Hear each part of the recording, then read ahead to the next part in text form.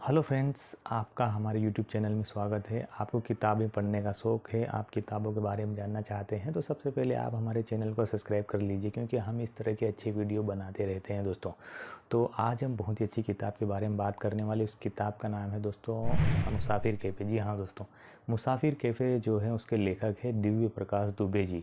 दिव्य प्रकाश दुबे जी हिंदी के बहुत ही अच्छे जाने माने लेखक हैं। उनके द्वारा और भी अच्छी किताबें लिखी गई है, जैसे मसाला चाय, इब्न बतूती, शर्तें लागू, अक्टूबर जंक्शन। और ये जो किताब है दोस्तों, आज हम जिसकी बात करने वाले, इस किताब का नाम है मुसाफिर कैफ़े। 2016 में किताब पब्लिश हुई थी दोस्तों, और इस किताब में 143 पेजेस है। हिंदी युग में पब्लिकेशन द्वारा इस किताब को पब्लिश किया गया था दोस्तों।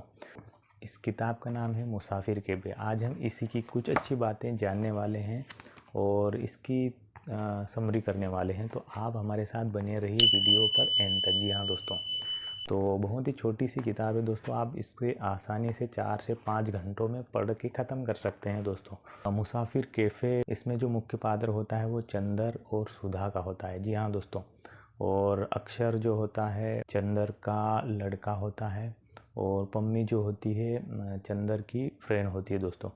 तो एक दिन ऐसा होता है कि ये कैफ़े में बैठे रहते हैं। इनके मम्मी पापा ने इन्हें फ़ोन करके, दोनों को फ़ोन करके कहा होता है कि तुमसे कोई लड़की मिलने वाली है। और चंदर से उनकी माँ कहती है कि तुमसे कोई लड़की मिलने वाली है। और सुधा से उनके घर वाले कहते हैं कि कोई लड़का जो है वो तुम्हें देखने आएगा, तो उस कैफ़े में जाके मिल लेना। और चंदर से भी उसके घर वाले कहते हैं कि वो लड़की अकेली आएगी, लेकिन उसे भरोसा नहीं होता है कि लड़की अकेली आएगी, कोई ना क्लोज़ फ्रेंड ज़रूर आएगी हर बार की तरह। और वो ये सोच के बैठा रहता है। तभी एक लड़की जो होती है वो किसी लड़के को चिल्लाती रहती है, किसी लड़के को सुनाती रहती है बहुत सारी बातें, और इतने में ही वो लड़का फिर चले जाता है। और उसके बाद में बहुत देर तक वेट करने के बाद में चंदर जो है वो सोचता है कि अब थोड़ी देर कॉल कर लूँ, जो घर वालों ने नंबर दिया है उस पर कॉल करके बता दूँ कि मैं यहाँ पर पहुँच गया। लेकिन तभी वो लड़की कहती है कि मैं तो इसी कैफ़े में बैठी हूँ। तो जब जब वो एक दूसरे को देखते हैं तो समझ में आता है कि ये वही लड़की है जो थोड़ी देर पहले किसी लड़के से बात कर रही थी। और चंदर समझ जाता है। और वो जो सुधा होती है वो कहती है कि तुमने मुझे सुन लिया, मैं बहुत चिल्ला रही थी, है ना। तो वो कहता है ऐसा नहीं है, मुझे अच्छा लग रहा था। और दोनों में थोड़ी बहुत बातचीत होती है। दोनों के ख़यालात बहुत ही अलग होते हैं। सुधा जो होती है वो कोर्ट में लॉयर होती है और डिवोर्स करवाने का काम करती है। वहीं चंदर जो होता है वो सॉफ्टवेयर इंजीनियर होता है। और दोनों की यहाँ से शुरुआत होती है, लेकिन उनके दोनों के ख़यालात बहुत ही अलग अलग होते हैं, मिलते नहीं हैं। और वो दोनों सोचते हैं कि हमारी एक दूसरे से शादी तो हो ही नहीं सकती, हमारे बहुत ही जो है विचार अलग अलग है। और वो दोनों अपने अपने घर चले जाते हैं, अपनी अपनी जगह पे चले जाते हैं। लेकिन तभी 1 महीने बाद चंदर को ऐसा लगता है कि सुधा की याद आती है। तो उसका एक मैसेज आता है कि तुम क्या कर रहे हो। तो उसने कहा कि मैं कुछ नहीं कर रहा हूँ। तो बोले मेरे जो रूममेट है उससे मेरी लड़ाई हो गई, तो जल्दी से तुम मुझे लेने आ जाओ। तो वो उसे लेने आता है। तो अब चंदर पूछता है कि अब तुम कहाँ रहोगी। तो वो कहती है कि मैं तो तुम्हारे घर पर रहूँगी, तुम्हें कोई दिक्कत है क्या। तो वो कहती नहीं, मुझे कोई दिक्कत नहीं है। तो वो उसके घर पर रहने लग जाती, उसके घर पर रहने लग जाती एक फ्रेंड के तौर पे, एक फ्रेंड के रूप में। और रहते रहते दोनों के ख़यालात जो है अलग होने के बावजूद भी वो धीरे धीरे एक दूसरे को प्यार करने लग जाते हैं दोस्तों। लेकिन चंदर चाहता है कि वो सुधा से शादी करे, लेकिन ऐसा नहीं होता है। सुधा होती है वो रोज़ के जो है तलाक डिवोर्स लोगों की करवाती है। तो उसे समझ में आता है कि शादी करने से कोई मतलब नहीं है। उसे ऐसा लगता है कि शादी करने से जीवन ख़राब हो जाएगा और वहाँ जो है लाइफ का द एंड हो जाता है, उसे ऐसा लगता है। लेकिन चंदर जो होता है वो चाहता है कि शादी तो बहुत ज़रूरी, उसके बिना तो कुछ हो ही नहीं सकता, बिना शादी के जीवन कैसे व्यतीत हो सकता है। तो सुधा उसे कहती है कि बिना शादी के तो बहुत सारे लोग रहते हैं, हम भी वैसे ही रह लेंगे। लेकिन चंदर जो होता है वो नहीं मानता है, और उसे भरोसा होता है कि एक न एक दिन वो सुधा को ज़रूर मना लेगा।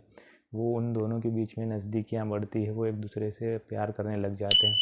और चंदर का प्रमोशन हो जाता है। तो अब उसका काम बढ़ जाता है। तो वो थोड़ा सा परेशान हो जाता है एक दिन, और वो कहता है कि मुझे ऐसे रोज़ की जो दिनचर्या है ये पसंद नहीं है, और मुझे जॉब छोड़ना है। और मुझे कुछ नया करना है। तो सुधा कहती बिल्कुल तुम कर सकते हो, क्या करना चाहते हो? मैं कहीं बाहर जाना चाहता हूँ, मैं अपने आप को जानना चाहता हूँ। और वो बाहर जाने की प्लानिंग करता। वहीं जो है सुधा जो होती है वो कहती है कि मैं प्रेग्नेंट हूँ और मैं बच्चे की माँ बनने वाली हूँ। तो उसे भरोसा नहीं होता। वो जब हॉस्पिटल में जाके पता करता है तो वाकई जो है वो सुधा जो है प्रेग्नेंट होती है। इसी बीच जो है उसे समझ में नहीं आता चंदर को, और वो चाहता है कि इस दुनिया से वो बाहर चले जाए, और वो कहता है कि हमें शादी कर लेना चाहिए। लेकिन वो नहीं मानती कि हम मुझे शादी नहीं कर सकती, और दोबारा आप मुझे शादी के लिए बार बार मत कहो, क्योंकि मुझे नहीं करना शादी, हम ऐसे ही रह सकते हैं। लेकिन चंदर चाहता है कि शादी करे, तो वो उसे समझ में नहीं आता और सब कुछ छोड़कर वो बैग पैक करता है और चले जाता है। और बैग पैक करने के बाद में वो मसूरी चले जाता है, और मसूरी में उसे एक लड़की मिलती है पम्मी नाम की, और वो भी इसी तरह से घूमने फिरने के लिए आती है। हर साल वो वहाँ पर जाती है, तो इस साल भी वो गई हुई रहती है। वहाँ उन दोनों की मुलाकात होती है, और वो पम्मी जो चाहती है कि वहाँ पर एक छोटा सा एक कैफ़े खोले, और कैफ़े खोलने के बाद में वो चाहती है कि यहाँ पर लोग आए रहें, खाना खाएं, और बस इतना सा बस इतनी सी उसकी ख्वाहिश होती है। तो चंदर जो है उसकी मदद करता है, उसे कैफ़े खोलने में मदद करता है। लेकिन पम्मी जो होती है वो चाहती है कि वो उस कैफ़े में जो है आधा हिस्सेदार बन जाए, और वो ऐसा कर लेता है। और हिस्सेदार बनने के बाद में दोनों जो है वो कैफ़े चलाते, बहुत ही अच्छा कैफ़े चलता है, और 10 साल गुजर जाते हैं दोस्तों। और इसी बीच जो है कई बार जो है चंदर को सुधा की याद आती है। वो चाहता है कि वो कैसी होगी, और लेकिन उसे एक अक्षर नाम का बेटा हो जाता है दोस्तों। अक्षर नाम का बेटा हो जाता है, तो चंदर जो है उसे समझ में नहीं आता है कि अब वो क्या करे। लेकिन तभी एक दिन जो सुधा जो होती है वो उस कैफ़े में चली जाती है। उसे पता, एक दिन चंदर का फ़ोन आता है कि मुसाफिर कैफ़े नाम से मसूरी में जो है कैफ़े होता है, वहाँ पर वो रह रहा है। तो वहाँ पर चले जाती है और वो वहीं रहती है।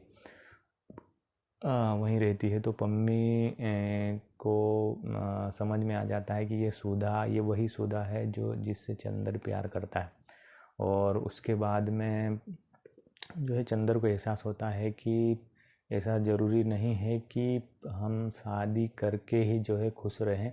उसे ऐसा एहसास होता है, तो वो चाहता है कि वो सुधा के साथ रहे। और तभी जो है अक्षर जो किसी बोर्डिंग स्कूल में डाल दिया जाता है उसे सुधा द्वारा, तो उसे वहाँ से लेके और मसूरी में वो लोग शिफ्ट हो जाते हैं, और तीनों लोग वहाँ पर रहने लग जाते हैं दोस्तों। और यहाँ पर स्टोरी ख़त्म हो जाती है दोस्तों। बहुत ही अच्छी कहानी है, आप इसे पढ़ेंगे तो आपको बहुत ही अच्छी लगेगी, और आपको समझ में आएगी कि इसमें छोटी छोटी चीज़ें जो है वो बहुत ही अच्छा जो है दिव्य प्रकाश दुबे जी ने इस कहानी को, इस किताब को लिखा है। और आप जब पढ़ेंगे तो आप इसे तब तक बंद नहीं कर पाएंगे जब तक इस कहानी को आप पूरा नहीं पढ़ लेते दोस्तों।